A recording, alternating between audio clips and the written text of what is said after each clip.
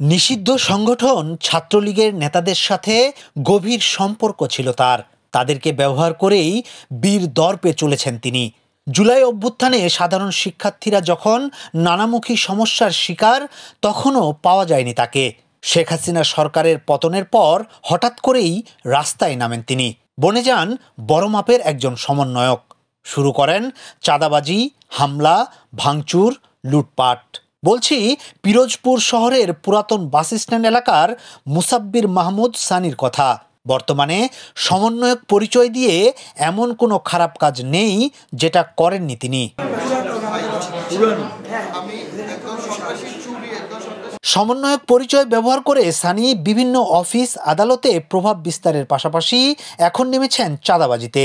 যোগ দিয়েছেন জাতীয় নাগরিক কমিটিতেও। জেলা প্রশাসকের কাছে সেই প্রভাবের জোর খাটিয়ে বাধ্য করেন ঢাকায় যাওয়ার জন্য তার নামে 5টি বাস রিকুইজিশন দিতে। সর্বশেষ পিরোজপুর শহরে নির্মাণাধীন একটি মডেল মসজিদের ঠিকাদারের কাছে মোটা অঙ্কের চাঁদা না পেয়ে সানির নেতৃত্বে করা হয় হামলা। লুটে নেওয়া হয় 5 লাখ টাকা।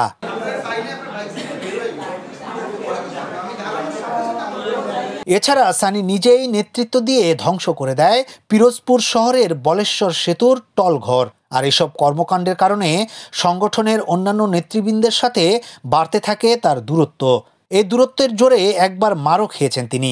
এমনকি কেন্দ্রীয় নেতৃবৃন্দের সামনে নিজের সমর্থকদের নিয়ে জড়িয়েছিলেন হাতাহাতিতে।